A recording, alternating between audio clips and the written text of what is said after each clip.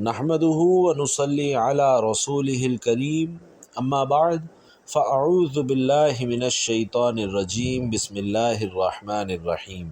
ناظرین کرام، نبی کریم صلی اللہ علیہ وسلم کی سب سے لاڈلی قرآن کی صورت یہ ہے۔ 3 مرتبہ پڑھنے سے 10,000 حاجتیں پوری ہو جاتی ہیں۔ یہ صورت نبی کریم صلی اللہ علیہ وسلم کی لاڈلی صورت ہے۔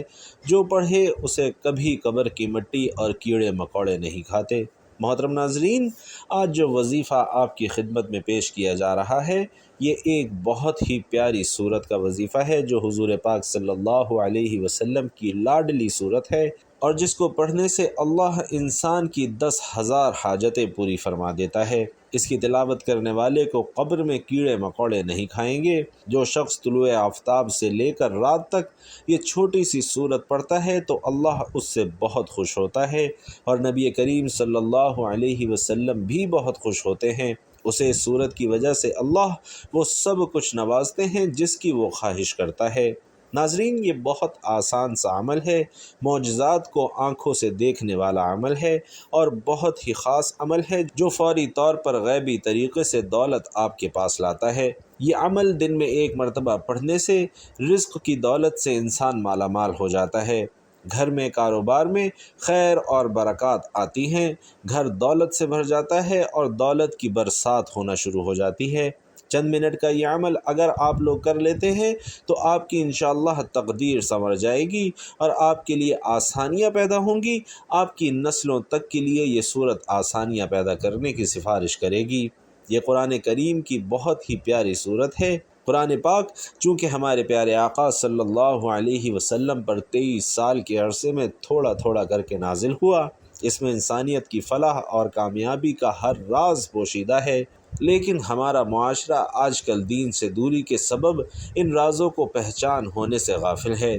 یہ اللہ کی بہت ہی پیاری کتاب ہے جس میں تمام انسانیت کے لیے ہدایت موجود ہے، لیکن اس کتاب سے ہدایت اور فلاح وہی لوگ پا سکتے ہیں جو ہدایت کے راستے پر چلتے ہیں اور جو دین سے محبت کرتے ہیں۔ یہ کتاب بندوں کو خالق سے ملاتی ہے، گمراہوں کو صراط مستقیم کا پتہ بتاتی ہے، اجڑے دلوں میں ایمان اور یقین کے پھول اگاتی ہے، قلب اور جگر کو تقویت اور طہارت کے نور سے منور کرتی ہے، مایوسی میں ڈوبے ہوئے زندگیوں کو روشنی کی شمع دکھاتی ہے، روحانی اور جسمانی امراض کا شفایا کرتی ہے، پریشانیوں کو دور کرتی ہے، اور اس کے علاوہ نہ جانے کتنی صفات کی حامل یہ بہترین کتاب ہے۔ جو بندہ اس کی روزانہ زیارت کرتا ہے، روزانہ اس کی تلاوت کرتا ہے اور اسے سمجھ کر پڑھتا ہے، پھر اس کی زندگی کو اس کے احکامات کے مطابق گزارتا ہے تو کامیابیاں ایسے بندوں کا مقدر ہو جاتی ہیں۔ ان کے دل نور سے منور ہو جاتے ہیں، ان کے چہرے روز محشر میں روشن اور عیاں رہیں گے، ان کے مرتبے بلند کر دیے جاتے ہیں اور ان کی مغفرت کر دی جاتی ہے۔ اس کتاب میں موجود صورتوں کا ذکر و اذکار کرنے اور اپنے عزیز دوست، رشتہ دار، ماں باپ جو اس دنیا سے کوچ کر چکے ہیں، ان کی قبروں پر اس کی صورتوں کی تلاوت کرنے سے ان کی روحوں کو بخش دیا جاتا ہے، ان کے درجات بلند کر دیے جاتے ہیں اور ان کی قبروں پر ڈھیروں رحمتیں نازل کی جاتی ہیں۔ جو انسان ذہنی طور پر کمزور اور پریشان ہوتے ہیں اور مایوسی میں ڈوبے ہوئے ہوتے ہیں تو ایسے لوگوں کے لیے یہ کتاب مکمل شفا ہے۔ اس سے ان کی ذہنی، جسمانی اور روحانی تمام پریشانیاں دور ہو جاتی ہیں، کیونکہ اسی کتاب میں اللہ نے ارشاد فرمایا کہ دلوں کا سکون تو صرف اللہ کے ذکر میں ہے۔ ناظرین، اس عظیم الشان کلام سے پہلے بیشتر صحیفے نازل کیے گئے جو مختلف حوادث کی نظر ہو گئے، اور کچھ باقی رہے لیکن ان میں انسانیت کی مکمل فلاح اور کامیابی کے راز نہ پائے گئے۔ اللہ نے اپنے آخری نبی پیارے آقا و مولا صلی اللہ علیہ وسلم پر یہ آخری کتاب نازل فرمائی، اور اس میں تمام انسانیت کے لیے رحمت اور ہر قسم کی کامیابی، ہر قسم کی ترقی کا راز، زندگی گزارنے کا طریقہ، حضور پاک صلی اللہ علیہ وسلم کی سیرت، تمام چیزیں موجود ہیں۔ یہ کلام جس طرح حضور پاک صلی اللہ علیہ وسلم پر نازل کیا گیا، آج بھی اسی اصل شکل و صورت میں موجود ہے، اور یہ اس کلام پاک کا امتیازی وصف ہے کہ اس کی حفاظت کی ذمہ داری خود اللہ نے لے رکھی ہے، اور اس کی حفاظت کے لیے ایک ایسا وسیع اور عالمگیر نظام قائم فرمایا ہے جس کے نتیجے میں اس کے اندر ایک حرف یا ایک نقطے کی بھی رد و بدل نہ ہو سکی اور نہ روز محشر تک ہوگی انشاءاللہ۔ اس کی صداقت اور حقانیت روز روشن کی طرح آیا ہے۔ اس کی حلاوت و شیرینی اور اثر آفرینی ایسی ہے کہ لوگ دیوانہ وار اس کی طرف کھینچے چلے آتے ہیں۔ دنیا میں سب سے زیادہ پڑھے جانے کا اعزاز بھی قرآن کریم کو ہی حاصل ہے۔ بے شک یہ کتاب تمام کتابوں سے افضل ہے، جیسا کہ ایک روایت ہے کہ اللہ کے کلام کی فضیلت تمام کلاموں پر ایسی ہے جیسے اللہ کا مقام تمام مخلوقات کے مقابلے میں ہے، اور بھلا اللہ کے مقابلے میں اس کی مخلوقات کی کیا حیثیت ہے؟ ٹھیک اسی طرح قرآن کے آگے دوسری کتابوں کی کیا حیثیت ہے؟ حضور پاک صلی اللہ علیہ وسلم نے فرمایا کہ بے شک دلوں کو زنگ لگ جاتا ہے۔ عرض کی گئی کہ یا رسول اللہ، ہم اس کی صفائی کس چیز سے کریں؟ تو ارشاد فرمایا کہ تلاوت قرآن اور موت کو بکثرت یاد کرنے سے۔ بھائیوں اور بہنوں، قرآن پاک وہ واحد کتاب ہے جس کا پڑھنا، سننا، دیکھنا، چھونا سب عبادت ہے اور ثواب کا کام ہے۔ قرآن پاک روشنی ہے، نور ہے، سامان نجات ہے، ذکر حکیم ہے، صراط مستقیم ہے۔ دنیا میں جو کچھ چلا آ رہا ہے یا جو کچھ گزر چکا ہے یا جو کچھ آگے ہونے والا ہے، سب کچھ اللہ کے علم میں ہے اور اس کی قدرت کے تابع ہے۔ وہ جب جہاں جس وقت چاہتا ہے اس کے ایک کن سے وہ سب کچھ ہو جاتا ہے۔ تو آج کا عمل جو آپ کو بتایا جا رہا ہے، یہ اس کی کن کو متوجہ کرنے کا بہت ہی پیارا عمل ہے، جس کو آپ نے اس ذات پر کامل یقین اور اعتماد کے ساتھ کرنا ہے۔ ناظرین کرام، یہ وظیفہ آپ نے اللہ پر پورا یقین اور اللہ سے امید رکھتے ہوئے کرنا ہے۔ کسی بھی صورت اپنے آپ کو مایوس نہیں ہونے دینا، کیونکہ اچھے اور برے حالات ہمیشہ کے لیے نہیں ہوتے۔ اس لیے آپ نے نا امیدی اور مایوسی کا شکار نہیں ہونا، کیونکہ زندگی بھی عجیب ہے اور کبھی کبھی یہ اتنی خوبصورت لگتی ہے کہ جی چاہتا ہے ہمارا ناطہ ہمیشہ کے لیے زندگی سے جڑا رہے، کبھی بھی یہ ناطہ نہ ٹوٹے۔ اور کبھی جب زندگی ہماری امیدوں اور توقعات پر پورا نہیں اترتی تو دل کرتا ہے کہ کاش یہ زندگی جلد ختم ہو جائے، مگر حقیقت یہ ہے کہ دکھ اور درد میں وقت طویل سے طویل تر ہوتا جاتا ہے۔ اسی طویل سفر سے انسان ہار کر مایوسی کا شکار ہو جاتا ہے اور انسان خود بھی سمجھ نہیں پاتا کہ آخر اس صورتحال سے کیسا نپٹا جائے۔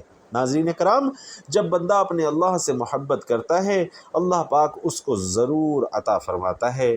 اللہ اسے اتنا عطا فرماتا ہے کہ اسے پھر کسی چیز کی کمی نہیں رہتی۔ اور یہ بات تو سب جانتے ہیں کہ اس دنیا کی محبت اور اس دنیا کے لوگ، رشتہ دار، دوست، احباب، یہ سب کچھ بھی نہیں ہے۔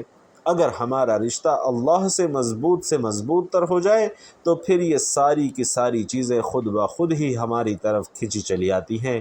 جب بندہ اللہ سے محبت کرتا ہے تو اللہ کی ساری مخلوق بھی اس بندے سے محبت کرتی ہے۔ یہ صرف اللہ سے محبت کرنے کا فائدہ ہے۔ اور اگر بندہ اللہ کو چھوڑ کر اس کی بنائی ہوئی مخلوق کی طرف دوڑتا ہے تو وہ مخلوق اسے دھوکہ دہی کرتی ہے۔ پھر وہ مخلوق سے گلے شکوے بھی کرتا ہے کہ یہ میرے ساتھ کیا ہو گیا، اس بندے نے تو میرے ساتھ زیادتی کر دی، فلاں بندے نے یہ کر دیا، فلاں نے یہ کر دیا، ایسے نہیں ہونا چاہیے تھا، ویسے نہیں ہونا چاہیے تھا۔ تو بھائیوں اور بہنوں، ہمیشہ اپنے اللہ سے محبت کرو، ساری دنیا آپ کی ہو جائے گی، ہر چیز آپ کی ہو جائے گی، اور کسی کو حقیر مت سمجھو، کسی کو برا مت سمجھو، اللہ کی رحمت پر بھروسہ رکھو۔ انسان کی فطرت ہی ایسی ہے کہ اسے زندگی میں سب کچھ اپنے مطابق چاہیے، سب اس کی مرضی اور منشا کے مطابق نہیں ہوتا تو وہ نا امید اور مایوس ہو جاتا ہے، اور ساتھ ہی ساتھ اسے احساس ستاتا ہے کہ اسے اب مزید نہیں جینا۔ انسان بنیادی طور پر جلد باز واقع ہوا ہے۔ اسے اگر کچھ حاصل کرنا ہو تو وہ اس کے لیے تگ و دو کرتا ہے، دعائیں مانگتا ہے، محنت کرتا ہے، مگر جب اس کی منشا کے مطابق اسے پھل نہیں ملتا تو وہ تھک جاتا ہے، اور اسی تھکن میں وہ مایوسی کے گھٹا ٹوپ اندھیرے میں اپنا وجود، اپنی امید اور اپنا یقین تک کھو بیٹھتا ہے۔ اسے زندگی بے رنگ لگنا شروع ہو جاتی ہے۔ دوسرے الفاظ میں، اس کی زندگی سے دلچسپی ہی ختم ہو جاتی ہے۔ مگر یاد رکھیے کہ کچھ بھی ہمیشہ کے لیے نہیں ہوتا۔ وقت کی ایک خوبصورتی یہ ہے کہ یہ کبھی ایک جیسا نہیں رہتا۔ مشکل ہو تو آسانی بھی مل جاتی ہے۔ حالات چاہے جتنے بھی کٹھن ہوں، مشکلات کے بادل جتنے بھی کالے کیوں نہ ہوں، آسانی کی صبح کا سورج ضرور طلوع ہوتا ہے۔ نہ دکھ سدا رہتا ہے، نہ سکھ سدا رہتا ہے۔ ایسے ہی ناکامی اور کامیابی بھی ہمیشہ نہیں رہتی۔ اس لیے سب سے اہم بات یہ کہ انسان کو کبھی بھی مایوس نہیں ہونا چاہیے، بلکہ مشکلات کے آنے پر مایوسی کے اندھیروں میں بھی امید اور یقین کا چراغ جلائے رکھنا چاہیے، کیونکہ اگر انسان مایوسی کے اندھیرے میں امید کا چراغ جلاتا ہے تو اس کی روشنی انسان کے وجود کو منور کر دیتی ہے۔ اس روشنی سے انسان باطنی اور ظاہری طریقے سے مزید مضبوط تر ہو جاتا ہے، کیونکہ تب انسان یہ سمجھ جاتا ہے کہ یہ ناکامی اور مشکلات سب عارضی ہے۔ وہ اس حقیقت سے آشنا ہو جاتا ہے کہ یہ زوال، یہ مشکلات سب انسان کی ہمت کو جانچنے کے لیے قدرت نے پیمانے بنائے ہوئے ہیں، کیونکہ یہ بھی حقیقت ہے کہ انسان اپنی فتح اور کامیابی سے اتنا مضبوط نہیں ہوتا جتنا وہ اپنے زوال اور ناکامی سے مضبوط ہوتا ہے۔ اسی کلام پاک کی ایک بہت پیاری سورت علم نشرح میں بھی یہ ذکر ہے کہ مشکل کے بعد آسانی ہے، بے شک مشکل کے بعد آسانی ہے۔ حقیقت میں مشکل اور نامساعد حالات میں انسان کو اپنی خود کی پہچان ہوتی ہے اور اسی عمل سے اسے اپنے وجود کا ادراک ہوتا ہے۔ انسان اپنی چھپی ہوئی خوبیوں کو جانچنے کے لیے مزید مضبوط ہو جاتا ہے، اسے اپنے سے وابستہ رشتوں کی بھی پہچان ہو جاتی ہے اور وہ آسانی سے جان لیتا ہے کہ کون اس کے ساتھ مخلص ہے اور کون اس کے ساتھ مخلص نہیں ہے۔ انسان کے لیے مشکل وقت گزارنا بہت مشکل ہوتا ہے اور اس وقت کو مزید مشکل انسان کے اپنے منفی خیالات بناتے ہیں۔ اور ناظرین، انسان حقیقت میں اپنے خیالات کے ذریعے ہی یرغمال ہوتا ہے۔ وہ سمجھتا ہے کہ وہ زندگی کی دوڑ سے باہر ہو گیا ہے، اس کے دیگر ساتھی بہت آگے نکل چکے اور وہ سب سے پیچھے رہ گیا، سب کچھ ہار گیا ہے۔ منفی خیالات صورتحال کو مزید پیچیدہ کر دیتے ہیں اور انسان کی سوچ کو مزید الجھا دیتے ہیں۔ اس لیے اگر مشکل حالات آ جائیں تو سب سے پہلے اپنے خیالات کو مثبت رکھنے کی کوشش کریں، اور یہی کوشش ہونی چاہیے کہ جو کچھ بھی زندگی میں بہتر حاصل کیا اسے یاد رکھا جائے، تاکہ یہ محسوس کیا جا سکے کہ زندگی آپ پر کتنی مہربان رہی ہے، اور اسی سوچ سے امید پیدا ہوگی کہ اس بار بھی انشاءاللہ زندگی مہربانی ہی کرے گی۔ ساتھ میں یہ سوچ بھی مضبوط رکھنی چاہیے کہ ہر طوفان آپ کی زندگی کو تباہ کرنے کے لیے نہیں آتا، کچھ طوفان آپ کے راستے صاف کرنے کے لیے بھی آتے ہیں۔ امید کے ساتھ یقین بھی ہونا چاہیے کہ جس رب نے اس دنیا میں بھیجا ہے وہ کبھی بھی ہم سے غافل نہیں ہو سکتا۔ رب نے قرآن میں بھی انسان سے کچھ وعدے کیے ہیں اور بے شک اس کے سب وعدے سچے ہیں۔ قرآن پاک میں ہے کہ ہر مشکل کے بعد آسانی ہے، پھر فرمایا کہ انسان کی ہمت سے زیادہ اس پر بوجھ نہیں ڈالا جاتا۔ ناظرین کرام، اس لیے انسان جب امید اور یقین کا دامن تھام لیتا ہے تو یہ احساس اس کے وجود میں گھر کر جاتا ہے کہ امید اور یقین ہی وہ واحد سہارا ہے جن کے ذریعے وہ اپنی مشکل اور ناپسندیدہ حالات سے نبرد آزما ہو سکتا ہے۔ اور حقیقت میں امید اور یقین کا چراغ بہت ہی خوبصورت اور قیمتی چیز ہے۔ یقین جانیے، یہ ایسا چراغ ہے جو کسی بھی مردہ وجود اور بے جان خواہشات کے اندر ایک نئی روح پھونک دیتا ہے۔ اس چراغ کی روشنی اتنی خوبصورت اور اتنی معطر ہے کہ انسان اس کی خوشبو سے خود کو پر نور محسوس کرتا ہے، کیونکہ اس کی روشنی اپنے اندر ایک خاص جادوئی طاقت رکھتی ہے، اور اس جادوئی طاقت کے ذریعے انسان کی سب مایوسی اور پریشانی ختم ہو جاتی ہے۔